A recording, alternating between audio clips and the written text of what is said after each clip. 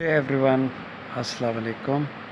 Responsibilities of Youth by Muhammad Ali Jinnah.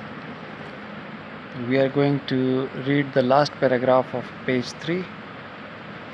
There followed in rapid succession other difficulties, such as withholding by India of our cash balances, of our share of military equipment, and lately the institution of an almost complete economic blockade of your points.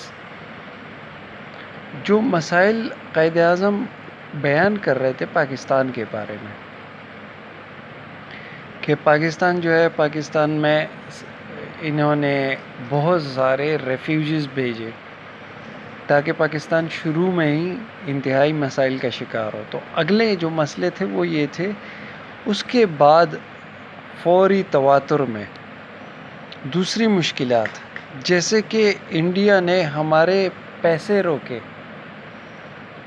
جیسے کہ انہوں نے ہمارے جنگی ساز و سامان روکے، اور ابھی حال ہی میں انہوں نے ہمارے تقریباً ایک پورے ادارے جیسے مالی بندش لگائی اس صوبے پر. یہ صوبہ ہے کراچی کا. I have no doubt that all right-thinking men in the Indian Dominion deplore these happenings, and I am sure the attitude of the mind that has been responsible for them will change. But it is essential that you should take note of these developments. مجھے اس میں کوئی شک نہیں کہ جتنے بھی صحیح سوچ رکھنے والے لوگ ہیں انڈیا کی مملکت میں، انہیں ان واقعات سے نفرت ہے، اور مجھے یہ پتہ ہے کہ ان کی سوچ جو ان کے ذہن میں ہے، جو یہ سب کام ان سے کروا رہی ہے، وہ تبدیل ہو جائے گی. مگر یہ لازمی ہے کہ آپ لوگ ان چیزوں سے واقف ہوں.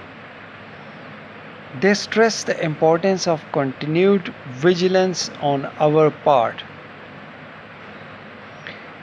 یہ جو ڈیولپمنٹس ہیں، یہ جو حالات ہیں، یہ زور دیتے ہیں کہ ہم اپنے طور پر اس پر مکمل نظر رکھیں. یہ بات ضروری ہے.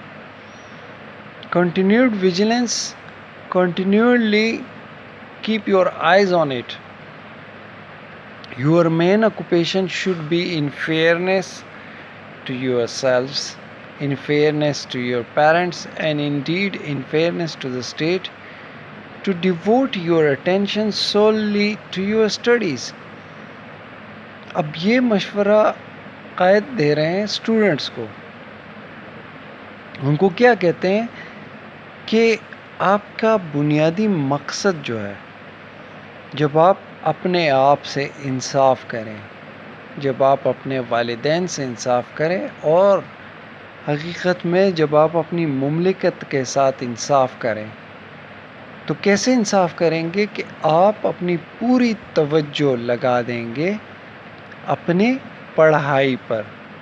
اسٹوڈنٹس کے لیے یہ قائد کا میسج ہے کہ وہ اگر اپنے مملکت، اپنی فیملی، اپنے ساتھ کچھ اچھا کرنا چاہتے ہیں تو وہ اپنی پڑھائی پر دھیان دیں. It is only thus that you can equip yourselves for the battle of life that lies ahead.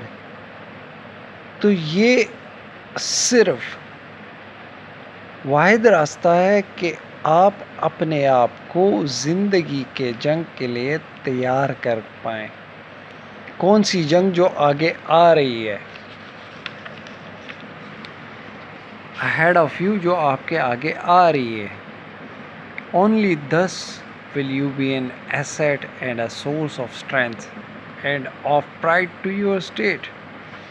صرف تب ہی آپ ایک اثاثہ بن سکتے ہیں، طاقت کا سرچشمہ بن سکتے ہیں، اور فخر بن سکتے ہیں اپنی مملکت کے لیے. Only thus can you assist it in solving the great social and economic problems that confront it and enable it to reach its destined goal among the most progressive and strongest nations of the world. تب ہی آپ مدد کر پائیں گے جو بہت بڑے معاشرتی اور مالی مسائل ہیں جو آپ کے مملکت کا سامنا کر رہی ہیں، اور یہ آپ کو اس قابل کریں گی کہ آپ اس مقصد تک پہنچیں. کون سا مقصد؟ جو دنیا کے سب سے مضبوط اور سب سے ترقی یافتہ ممالک نے حاصل کی ہے. My young friends, I would therefore like to tell you a few points about which you should be vigilant and beware. میرے جوان ساتھیوں، میں اب آپ کو کچھ خاص چیزیں بتاؤں گا جس کے بارے میں آپ نے اپنی آنکھیں کھلی رکھنی اور ہوشیار رہنا ہے. Firstly, beware of the fifth columnists among ourselves. سب سے پہلے تو پانچویں جو کالمسٹ ہیں جو ہمارے بیچ ہیں ان سے بچ کے رہیں. یہ fifth columnist normally back benchers ہوتے ہیں جو ہمارے بیچ ہوتے ہیں جن کی وجہ سے ڈسٹربنس ہوتی ہے. Secondly, guard against and weed out selfish people who only wish to exploit you so that they may swim. دوسرے خود کی حفاظت کریں اور ان کی بہکانی کریں. کون سے لوگوں کی؟ جو خود غرض لوگ ہیں، جو صرف یہ چاہتے ہیں کہ آپ سے فائدہ اٹھائیں تاکہ وہ آگے بڑھ سکیں. تھرڈلی, لرن ٹو جج who are really true and really honest and unselfish servants of the state, who wish to serve the people with heart and soul and support them. تیسرے یہ چیز سیکھیں کہ آپ لوگوں کو پہچان سکیں کہ سچے کون ہیں، ایماندار کون ہیں، اور بے مطلب ملک کے نوکر کون سے ہیں جو چاہتے ہیں کہ لوگوں کا دل سے خدمت کریں اور روح کے ساتھ اور ان کی مدد کریں. Any questions? Feel free to ask me. اللہ حافظ.